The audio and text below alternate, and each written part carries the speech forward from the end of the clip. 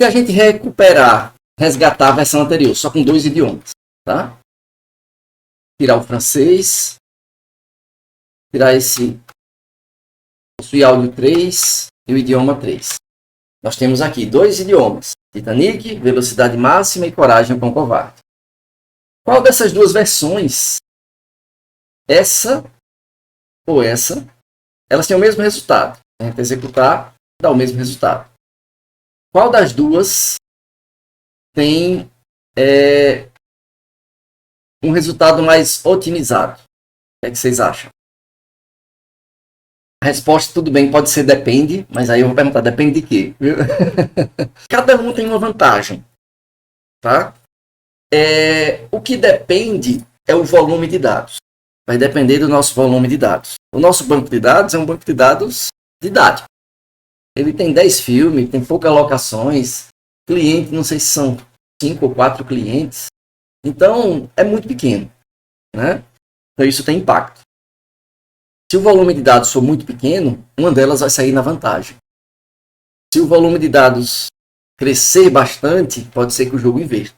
Vamos entender o custo de cada parte do select. Select, do from e do where. Né? Já que a gente usou, por enquanto, só essas 3 construções. Então, a mais barata de todas aqui, sem sombra de dúvidas, é o select. Tá? Então o select é barato. Por quê? Porque ele faz a projeção. Ele descarta colunas e pega as que ele quiser. Né? Pronto, é barato. Agora, dentre o meu from e o meu where, cada um tem um papel. Né? Se o select faz a projeção da álgebra relacional, aquele pi, né, escolhe colunas, o meu where é o que faz a seleção da álgebra relacional. Pronto, o Saul acha que vai ser o melhor em todos, né? Os cenários. Pronto. O where, ele vai fazer a seleção. A seleção que é a triagem das tuplas. Beleza? Que é o sigma, né? da álgebra relacional. E o meu from, ele vai fazer qual operação? Ele faz, no caso, o produto cartesiano. Então, o produto cartesiano é aquele que faz a composição dos esquemas das tabelas.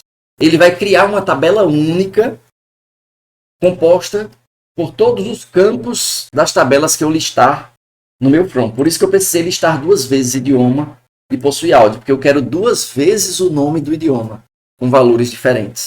Né? Então, ele faz essa combinação.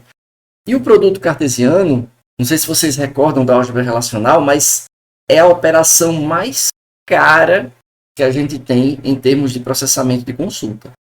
Tá? Então é a que consome mais memória RAM, que eu vou precisar juntar essas tabelas, criar uma tabela virtual com esses valores. Então, a consulta que nós temos um maior número de tabelas no meu from é essa primeira consulta. Então, ela vai ser muito cara. Tá? Aí você diz, professor, mas a consulta 2 também tem. Só que ela quebrou em 2 consultas. Ela tem 2 fronts, ela quebrou, né, em 2 prestações, digamos assim. Né? Uma que tem filme, uma tabela monstro que nós criamos, chamada de U, possui áudio e idioma. Beleza. Só que essa consulta 2, essa que está sendo mostrada aqui, ela tem um maior potencial de otimização. Por quê? Porque aqui nós temos uma visão em banco de dados. Né? Então, do jeito que está aqui, é uma visão implícita. A gente colocou direto no from. Né? Um outro select. Então, nós criamos uma tabela virtual, que ela é calculada no momento da consulta. Uma tabela que faz um join com 4 tabelas. E depois eu faço um segundo join. Depois que esse cara é processado, eu faço um segundo join com 1, 2, 3, mais 4 tabelas. Então eu faço um join de 4 tabelas e outro join de 4 tabelas. Professor, então são 8 tabelas. Não, são 2 joins de 4 tabelas. Aqui a gente tem um único join. Mas é um único join com 1, 2, 3, 4, 5, 6 tabelas. Cada tabela dessa tiver 1 milhão de tuplas. Aí eu tenho 1 milhão vezes 1 milhão, vezes 1 milhão, vezes 1 milhão, vezes 1 milhão, vezes 1 milhão. Então perceba que é uma multiplicação. É um produto cartesiano.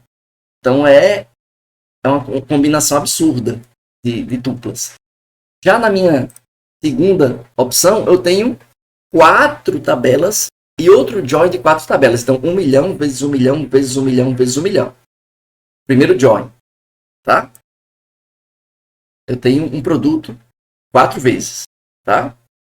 Agora, se esse join aqui, dependendo da minha filtragem, ele pode ter uma certa quantidade de tuplas. Tá? Digamos que ele tenha, né? Claro, ele nunca vai passar de 1 milhão. Porque ele faz os joins e depois restringe só as unidades que tem idioma em português. Se a gente assumir que a tabela unidade tem 1 milhão de tuplas, as que tem idioma em português não pode ter mais de 1 milhão. É no máximo 1 milhão. Vamos por 500 mil. Então, meu segundo join, ele vai ter 1 milhão vezes 500 mil, ou no máximo 1 milhão. Vamos colocar o máximo. 1 milhão vezes 1 milhão vezes 1 milhão. Então, eu tenho mais 1 milhão vezes 1 milhão vezes 1 milhão vezes 1 milhão. Então, eu tenho 2 vezes esse custo. Então, eu tenho 2 vezes 1 milhão vezes 1 milhão vezes 1 milhão vezes 1 milhão. Enquanto na minha primeira opção, eu não tenho 2 vezes. Eu tenho 1 milhão vezes 1 milhão vezes 1 milhão vezes 1 milhão vezes 1 milhão vezes 1 milhão. É muito mais de 2 vezes. É 1 bilhão de vezes. 1 milhão vezes 1 milhão vezes 1 milhão vezes 1 milhão. Ficou complicada essa linha de raciocínio. Percebe, né, que dependendo da quantidade de tuplas que eu tenho nas minhas tabelas, quanto menos tabela eu tiver no meu from, melhor. Porque o custo do meu produto cartesiano vai ser mais barato. Claro que eu estou dando um exemplo absurdo aqui, né? Porque há otimizações internas aqui na execução. Por exemplo, esse produto cartesiano, na prática, não vai ser executado como produto cartesiano. Vai ser executado como join. Porque eu tenho condições de junção aqui. Então, o custo desse produto cartesiano, vai ser equivalente ao custo do join unidade, né? On, colocando já a minha condição entre filme e unidade. Então, pronto. O custo do meu produto cartesiano, na verdade, vai ser mais barato. Porque vai ser o custo de um join. E quando eu uso join, eu já tenho a restrição aqui. Eu não vou juntar todos os filmes com todas as unidades. Só vou juntar filme e unidade que satisfaçam a minha chave estrangeira. Né? Então, o filme e a unidade precisam ter o mesmo valor associado a código de filme e código filme a ficar lá em unidade. Então, isso é mais barato. Vai ser 1 milhão vezes 1 milhão. Eu vou multiplicar só os que satisfazem. Né? Mas essa otimização também vem para cá. Então, é uma otimização que vale nos dois lados. Né? Mas, dependendo do volume de tuplas e do volume de aluguel que tenha, de locações que tenha nessa locadora, volume de clientes, seja lá o que for, quanto mais tabelas eu tiver no meu from, maior vai ser o custo da minha consulta. Tá? E eu disse que essa segunda consulta ainda tem um potencial de otimização maior. Nós veremos em um dos assuntos dessa semana de otimização que uma maneira simples de otimizar esse cara, já que ele tem subconsulta, se é uma subconsulta usada com muita frequência, eu posso criar uma visão permanente para ela. Posso criar uma view, create view. Né? Então, eu crio uma visão. Vocês viram esse conceito de visão em banco de dados 1? A view, ela é uma tabela virtual. Né? Do jeito que está aqui essa consulta com subconsulta, a gente chamou de essa view, fruto dessa consulta daqui. É uma maneira implícita de criar a view, essa daqui. Quando eu digo maneira implícita, quer dizer, ela é criada no momento da execução. E depois da execução ela é apagada. Né? Então você tem um custo sempre que executar. Agora, eu poderia pegar esse cara daqui, ó, que eu chamei de e dizer, olha, create view as essa consulta. Beleza? Aí eu estou dando um nome fixo, permanente, para essa consulta, para essa visão, para o resultado dessa consulta. Tá? Se eu executar isso daí, o professor não fez nada. Fez. Fez porque agora eu consigo reproduzir a minha consulta anterior sem precisar desse select. Bastando chamar direto o U. Ah, professor, existe essa tabela U? Não existe a tabela lógica, mas existe uma tabela virtual, uma visão do banco de dados. Tá? Então eu posso usar o U de forma permanente. Por quê? Porque eu já criei a visão. Então eu quebrei em prestações o custo desse processamento aqui. Percebe? Eu tenho agora um custo quebrado. O custo da minha view, dependendo do meu SGBD, ele já carrega as views em memória. Né? Então ele já deixa pré-executado no cache do SGBD. Ah, professor, mas vai gastar mais cache.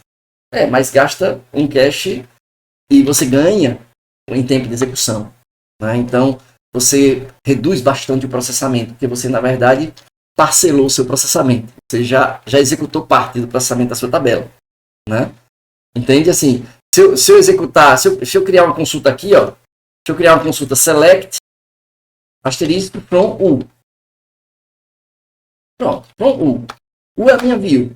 Então tá aqui, ó, o resultado da view. Eu tenho quantas tuplas? Vamos ver aqui. Tenho 6 tuplas. Só as unidades que possuem filme. Eu já não lembro o sentido da minha view. É o filme com o idioma em português. Né? Pronto. Então, aqui está as unidades que possuem filme com idioma em português. Tá? Aí a gente vai ver isso daí, não se preocupem.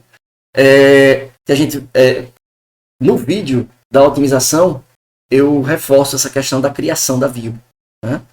Mas é simples. Basicamente create view, aí eu atribuo um nome à view, as uma consulta.